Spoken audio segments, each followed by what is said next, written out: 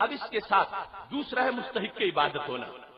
صرف اللہ مستحق کی عبادت، رب کے سوا کوئی مستحق کی عبادت نہیں. یہ دو چیزیں ہیں معیار الوہیت جو صرف اللہ میں. کوئی دونوں اللہ کے سوا کسی میں مانے پھر بھی مشرک، دونوں میں کوئی ایک مانے پھر بھی مشرک. رب کا فضل ہے اہل سنت کے علماء تو علماء رہے، عوام بھی، بچہ بھی یہ جانتا ہے کہ رب ذوالجلال کے سوا کوئی واجب الوجود بھی نہیں اور رب ذوالجلال کے سوا کوئی مستحق عبادت بھی نہیں. لہذا لا الہ الا اللہ میں جس الوہیت کا ذکر کر کے اللہ نے بیان توحید خالص کیا ہے، رب ذوالجلال نے اس بات کو واضح کیا کہ صرف وہی واجب الوجود، صرف وہی مستحق عبادت، اس کے سوا کوئی مستحق عبادت بھی نہیں ہے اور اس کے سوا کوئی واجب الوجود بھی نہیں ہے. جہاں تک مدد کرنے کا ذکر ہے تو اللہ کے اذن کے بغیر پتا بھی نہیں ہلتا، لیکن رب چاہے تو اس کے بندے بھی بندوں کے مددگار بن جاتے ہیں.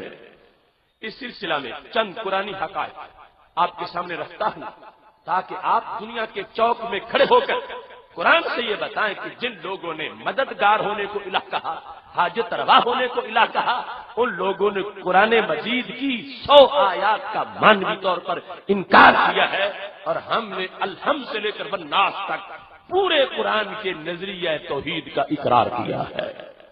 اس سلسلہ میں نے یہ قرآن مجید سامنے رکھا ہوا ہے. آپ دیکھیں کہ کس انداز میں رب ذوالجلال نے قرآن مجید برہان رشید میں توحید کو واضح فرمایا. تیسرا پارہ خالق کائنات جل جلالہ کا فرمان اور سورہ بقرہ ہے جس میں رب ذوالجلال نے اپنی شان کو بیان کرتے ہوئے اپنے اوصاف کا تذکرہ کیا. رب ذوالجلال فرماتا اللہ ولی الذین آمنوا یخرجہم من الظلمات الی النور. اللہ ولی ہے ایمان والوں کا. کیا کرتا ہے؟ اللہ انہیں نکالتا ہے کہاں سے؟ من الظلمات اندھیروں سے، الی النور روشنی کی طرف. ظلمت کفر ہے، نور ایمان ہے. ظلمت مرض ہے، نور صحت ہے. ظلمت کفر ہے اور نور ایمان ہے. ظلمت جہنم، نور جنت. اللہ فرماتا ہے یہ میری شان ہے کہ میں ظلمت سے نکال کے نور عطا فرماتا ہوں. نور حمزہ کالج میں بیٹھنے والوں، نور کا بیان قرآن مجید برہان رشید سے جو ہو رہا ہے، رب ذوالجلال نے یہ اپنی شان بیان کی کہ میں کیا کرتا ہوں، میں ظلمت سے نکال کے نور دیتا ہوں. تو پتا چلا ظلمت سے نکال کے نور دینے والا کون ہے؟ سارے بولو کون ہے؟ کون ہے؟ اب یہ وصف رب ذوالجلال نے اپنا بیان کیا. جن لوگوں نے شرک کے دانت تیز کیے ہوئے وہ کہتے اللہ بھی غیب جانے، نبی علیہ السلام بھی غیب جانے، تو شرک ہو گیا. ایک ہی چیز دونوں میں تم نے مان لی. اللہ بھی مدد کرے، نبی علیہ السلام بھی کرے تو شرک ہو گیا. ایک ہی بات دونوں میں تم نے مان لی. ہم کہتے ہیں ہمارا عقیدہ اس کی ذات میں بھی کوئی شریک نہیں، اس کی صفات میں بھی کوئی شریک نہیں. دیکھو کہ صحیح اس کی صفت ہے کیا اور محبوبوں کی صفت ہے کیا. اگر اللہ بھی کسی سے پاور لے کے مدد کرے اور نبی علیہ السلام بھی کسی کی پاور سے مدد کریں یہ تو پھر تو شرک ہو گیا. یا جیسے اللہ مستقل بھی ساتھ ہے، سرکار بھی رب کے محتاج نہ ہو، پھر بھی شرک ہو گیا. لیکن ہمارا تو بچہ کہتا ہے رب ذوالجلال مدد کرتا ہے کسی سے پوچھ کے نہیں، کسی سے لے کے نہیں، خود کرتا ہے. اور نبی علیہ السلام بھی کرتے ہیں، رب کے دیے ہوئے فضل سے کرتے ہیں. اب دیکھو یہاں پر کہا گیا ظلمت سے نور کی طرف کون نکالتا ہے؟ اللہ. اب یہ وصف اگر کسی اور ذات میں مانا جائے تو دوسرے طبقے کے نزدیک واضح کلیئر شرک. ایک مدد کا شعبہ ہے، چونکہ یہ کوئی ہاتھ سے پکڑ کے 4 فٹ باہر نکالنے کی بات نہیں. وہ جہنم کہ جس کے کنارے سے پتھر گرائیں تو 70 سال کے بعد نیچے جاتا ہے، اس جہنم سے کھینچ کے جنت میں پہنچانا جو آسمانوں کے پار ہے، یہ تو بہت بڑی مدد ہے. اب اللہ فرماتا ہے یہ میری شان ہے. اگر یہی وصف قرآن مجید سے ہم دکھا دیں کہ یہ حضرت محمد مصطفیٰ صلی اللہ علیہ وسلم کی بھی شان ہے تو دوسرے طبقے کو کہنا پڑے گا کہ شرک ہے، کیونکہ وہی بس اللہ میں، وہی نبی علیہ السلام میں. ہم جو تعریف کر رہے ہیں ہمیں پریشان نہیں ہونا پڑے گا، ہماری تعریف کے مطابق دونوں آیتیں سچی ہوں گی. ہم کہیں گے اللہ بھی نکالتا ہے، نبی علیہ السلام بھی نکالتے ہیں، مگر شرک نہیں ہے، کیونکہ یہ کوئی خدائی نہیں، مدد کرنا الوہیت نہیں، الوہیت اور چیز ہے، اور یہ علیحدہ شان ہے. رب خود نکالتا ہے، محبوب رب کی دی ہوئی توفیق پہ نکالتے ہیں. لیکن جنہوں نے مددگار ہونے کو الہ کہا وہ اس کا جواب نہیں دے سکیں گے، اور ان کے پاس کوئی جواب نہیں. میں پوری دنیا میں چیلنج کرتا پھر رہا ہوں، شرق سے غرب تک پیغام پہنچ چکا ہے، کوئی جواب نہیں ان کے پاس. اب یہ دیکھو تیسرا پارہ میں نے آپ کے سامنے پڑھا، اس میں یہ بتایا جا رہا ہے کہ ظلمت سے نور کی طرف کون نکالتا ہے. اب 13واں پارہ پڑھو تو 13واں بھی قرآن ہے اور 13ویں پر بھی ہمارا ایمان ہے. رب ذوالجلال اس 13ویں پارے کے اندر کیا شان بیان کرتا ہے. خالق کائنات جل جلالہ سورہ ابراہیم میں ارشاد فرماتا ہے، الف لام را کتاب انزلناہ الیک لتخرج الناس من الظلمات الی النور. الف لام را کتاب، محبوب یہ کتاب ہے، انزلناہ الیک، ہم نے آپ کی طرف اس کو نازل کیا. کیوں؟ لتخرج، تاکہ آپ نکالیں، تاکہ آپ نکالیں، میرے نبی آپ نکالیں. کس کو؟ الناس، کروڑوں لوگوں کو. کہاں سے؟ جہاں سے میں نکالتا، من الظلمات الی النور، تاکہ آپ نکالیں اندھیروں سے نور کی طرف. اب یہ قرآن، یہ اللہ کا فرمان، اور اس پر ہمارا ایمان. کسی کو بہانہ ہی ہم کرنے دیں گے کہ سند کمزور ہو گئی؟ نہیں. تیسرا پارہ بھی قرآن ہے، 13واں بھی قرآن ہے، مگر دونوں آیتوں کو مان وہ سکے گا جس کا سنی ایمان ہے.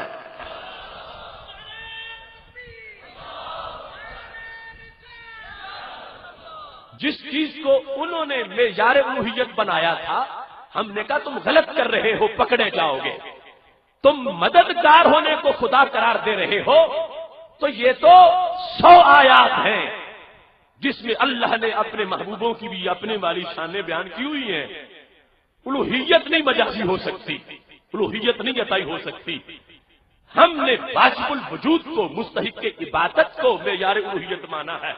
اب ہم مانیں گے جس وقت کہ نبی علیہ السلام بھی نکالتے ہیں ظلم سے نور کی طرف، تو ہماری تعلیف کی خلاف ورزی نہیں ہوگی، کیونکہ اس سے مددگار ہونا ثابت ہوا سرکار کا، واجب الوجود ہونا ثابت نہیں ہوا، مستحق عبادت ہونا ثابت نہیں ہوا. لیکن جنہوں نے مددگار ہونے کو الہ ہونا بنایا ہے وہ جواب قیامت تک نہیں دے سکیں گے. سورج مغرب سے طلوع ہو سکتا ہے مگر وہ اپنی تعریف توحید قرآن سے ثابت نہیں کر سکتے. قرآن سے وہی ثابت ہوگا جو عقیدہ سنی کے سینے میں موجود ہے. لتخرج، محبوب آپ نکالیں، الناس، کروڑوں لوگوں کو، من الظلمات الی النور، ظلمت سے نور کی طرف. اب کچھ لوگ فرق کرتے ہیں، کہتے ہیں یہ ذاتی عطائی کا فرق نہیں، اصل میں فرق اور ہے. وہ اصل میں جو فرق اور ہے کہ ایک ہے ما فوق الاسباب، ایک ہے ما تحت الاسباب. تو میں پوچھتا ہوں کہ یہاں جو ظلمت سے سرکار نکالیں گے تو کتنے بڑے رسے کو ڈال کے پھر کھینچ کے نکالیں گے، کس سبب سے، کس انداز سے، کس طرح؟ اسباب کی دنیا سے نہیں، کوئی سبب اور نظر نہیں آئے گا. فرق وہی ہوگا جو ہم بیان کرتے ہیں. ادھر رب بھی نکالتا ہے، ادھر سرکار بھی نکالتے ہیں. اور کیسے نکالتے ہیں؟ چمک تجھ سے پاتے ہیں سب پانے والے، میرا دل بھی چمکا دے چمکانے والے. وہ حضرت ابو رافع، ابو داؤد شریف میں ہے، کفار کے زر خرید غلام تھے، صرف پیغام دینے آئے تھے. کہتے ہیں لما رأیتہ القی فی قلبی الاسلام، میں نے نہ درس قرآن سنا، میں نے نہ حدیث کا بیان سنا، میں نے پتھروں کو نہ کلمے پڑھتے سنا، نہ سورج کو واپس پلٹتے دیکھا، میں نے چاند کو نہ ٹکڑے ہوتے دیکھا. میں نے کیا دیکھا؟ صرف میں نے اپنے محبوب علیہ السلام کا چہرہ دیکھا. آنکھیں دیدار کر رہی تھیں، دل اقرار کر رہا تھا. تو ایک ہی بس دونوں ذاتوں میں پایا گیا. اللہ بھی ظلمت سے نور کی طرف نکالتا ہے اور نبی علیہ السلام بھی نکالتے ہیں، مگر شرک کیوں نہیں؟ اس لیے نہیں کہ یہ مدد کرنا ہے، یہ واجب الوجود ہونا نہیں ہے، اللہ خود کرتا ہے، نبی علیہ السلام رب کی دی ہوئی توفیق سے کرتے ہیں، اللہ کسی سے پوچھتا نہیں، وہ خود کرتا ہے، کسی کے آرڈر پہ نہیں، خود کرتا ہے۔ نبی علیہ السلام تو رب کی لگائی ہوئی ڈیوٹی پہ کرتے ہیں، کرتے دونوں ہیں، لیکن فرق واضح ہے، شان ظاہر ہو رہی ہے کہ یہ مددگار ہونا، یہ خدا بندی نہیں ہے، رب بھی کرتا ہے، رب چاہتا ہے تو اپنے بندوں سے بھی مدد کروا دیتا ہے۔ پھر دیکھیے قرآن مجید برہان رشید میں، چونکہ ٹائم بہت مختصر ہے، اختصار سے چند باتیں عرض کرنا چاہتا ہوں۔ 18واں پارہ خالق کائنات جل جلالہ سورہ نور میں ارشاد فرماتا ہے، رب ذوالجلال نے اپنا ایک وصف بیان کیا اور اس وصف میں بھی وہی معنی مدد والا موجود ہے جس کی بحث ہو رہی ہے، اور ہم یہ ثابت کرنا چاہتے ہیں کہ مددگار ہونا یہ معیار الوہیت نہیں ہے جو غیروں نے بنایا، واجب الوجود ہونا، مستحق عبادت ہونا یہ معیار الوہیت ہے۔ ہماری تعریف کے خلاف ایک آیت بھی نہیں، پورا قرآن اس کی حمایت کرتا ہے، اور جو انہوں نے پیش کی 100 آیات اس کا انکار کرتی ہے۔ اب دیکھو سورہ نور، اس میں رب ذوالجلال کا یہ فرمان آیت نمبر 21 ہے۔ رب ذوالجلال فرماتا ولولا فضل اللہ علیکم ورحمتہ ما زکا منکم من احد ابدا ولکن اللہ یزکی من یشاء۔ اللہ فرماتا ہے اگر اللہ کا تم پہ فضل نہ ہوتا اور اللہ کی تم پر رحمت نہ ہوتی، صحابہ کو بلند خطاب تھا، تم میں سے کوئی بھی ستھرا نہ ہوتا، اللہ ہے جو دل ستھرے کر دیتا ہے، لیکن اللہ یزکی من یشاء، لیکن اللہ ہے جو جس کو چاہتا ہے اس کا دل دھو دیتا ہے۔ اب تزکیہ دل کا، کفر مٹانا، نور بھرنا، یہ بہت بڑی مدد ہے، اور اس سے مراد یہ نہیں ہے کہ سینہ چیرنا، دل باہر نکالنا، میز پہ رکھنا، کوئی تیزاب ڈال کے محلول ڈال کے دھونا نہیں، دل کو پاک کرنا اتنی بڑی مشکل کشائی ہے۔ امام غزالی کہتے ہیں دل سے لوگ سمجھتے ہیں یہ دھڑکنے والا دل، فرمایا یہ نہیں، اگر یہ دل ہوتا انسان کے مکلف ہونے کا سبب تو پھر جو امانت بوجھ جو آسمان نہیں اٹھا سکے تھے بھینس اٹھا جاتی، اس کے بدن میں انسان کے دل سے بڑا کلیجہ ہوتا ہے، مگر وہ نہیں اٹھا سکی، انسان کیوں اٹھا گیا؟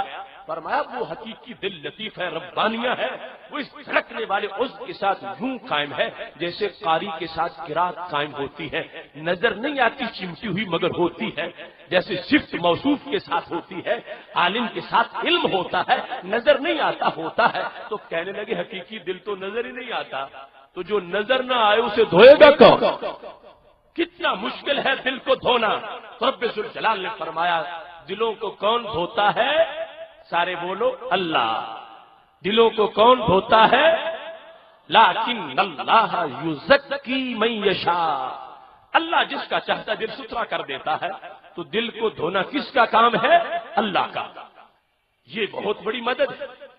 اب اگر یہی بس ہم نبی علیہ الصلوۃ والسلام کا بھی قرآن سے ثابت کریں تو دوسرے لوگوں کو بھاگنے کی جگہ نہیں ملے گی، ان کے لحاظ سے تو شرک بن جائے گا، ایک کام رب بھی کرے وہی نبی علیہ السلام بھی کرے، کیونکہ وہ مددگار ہونے کو الہ بنا چکے ہیں، ان کے لحاظ سے دوسری ذات میں یہ بس مانا گیا تو شرک بنے گا اگرچہ مجازن ہو، لیکن ہمیں کوئی اس سلسلے میں پریشانی نہیں، ہمارا تو ایمان اس کی برکتیں مزید ظاہر ہوتی ہیں، کیونکہ ہم نے توحید گھڑ کے نہیں بنائی، ہم نے تو قرآن سے پڑھ کے سمجھی ہے۔